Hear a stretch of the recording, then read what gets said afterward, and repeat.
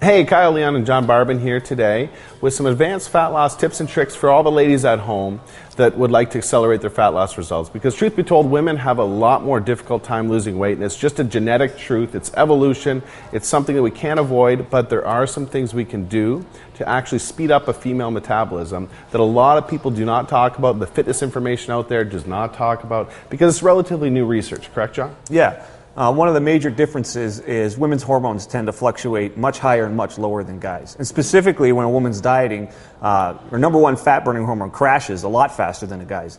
And so that they end up hitting a plateau and they can't lose any more weight. And I'm sure all the ladies at home that have tried to diet with their man or with a friend or with their husband the exact same way as the guy probably hasn't experienced the same fat loss results and has probably hit that fat loss plateau a lot quicker. That's something that a lot of women write in and experience. And that's because of their body's number one fat burning hormone crashing and dipping a lot more than their guys. And there's some good news with that, though. Yeah. Women get to eat up more and have more frequent cheat days to kind of deal with this crashing, and that gets them out of the plateau and gets them burning fat again. Well, that's one trick we use. Also, another trick that we like to use with our female clients is the fact that, well, between carbs and fats, women tend to utilize their fats a lot more efficiently than their carbs. So simply substituting out carb calories for fat calories can go a long way into accelerating the fat loss results of a female. Mm-hmm. Correct? Yeah, and that works with the hormones going up and down and works to balance it all out. Moving forward, with all of the estrogen in the environment, we know that estrogen promotes weight gain and fat gain. There's so much more estrogen in the environment today that we never ever asked for between herbicides and pesticides and processed foods.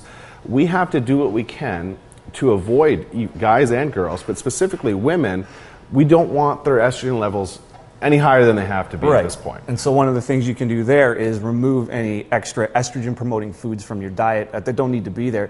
And one of the major ones is soy, and soy shows up all different ways, like edamame, tofu, even soy proteins. Your Starbucks, your soy lattes. Soy lattes. It just goes on. Yeah, it's an option that keeps showing up, and you just don't need that with all the extra estrogen that you can't get rid of that's coming in from the environment. So one simple thing you can do is substitute those forms of soy out for other things like whey protein or different protein sources. That's a very, very easy fix. Eliminating some of these estrogen-promoting foods from the diet can go a long way into just, accelerating the fat loss results by itself, period. Mm-hmm. Yep. I think those are some cool little nutrition tips that a lot of viewers at home probably aren't really aware of. And I know that there's some training stuff that we should talk about as well. Mm-hmm. Do you want to do that? Yeah, for sure. One of the major things is a difference in intensity between men and women with training.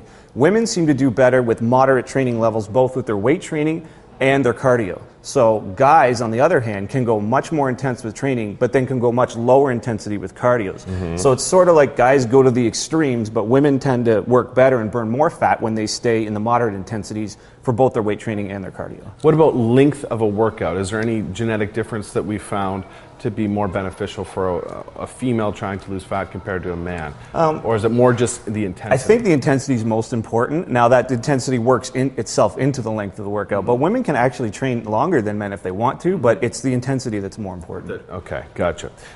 Moving forward, we know that there's some exercises that women just do not need to do. They just don't need to do them.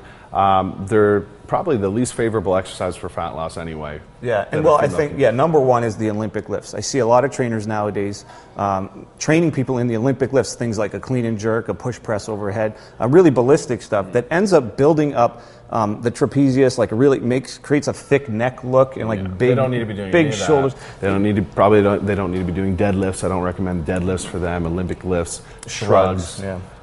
Anything of that nature, the heavy compounding movements are not usually necessary. No, it's not going to give you a balanced look. It's going to give you an overly thick upper body look, kind of like a male bodybuilder. Mm-hmm. So that's definitely exercises to stay away from, and it's not going to help with getting the heart rate up or burning fat. Now, one I see women do all the time in the gym that I really recommend against are sort of weighted abdominal, weighted core exercises, weighted oblique exercises that are going to do nothing but widen the waist. Yeah, that's a big mistake and a big misconception that somehow training your abs more often and heavier is going to make them leaner and smaller. No. But in reality, it just makes you blockier and thicker through that area. It'll actually make your waist bigger. Mm-hmm. So what we recommend, a tip, is to do whole body exercises that train your upper body, your lower body, and your core all at the same time and all in balance, and that will keep your ab area tight and your waist area tight instead of thickening it up.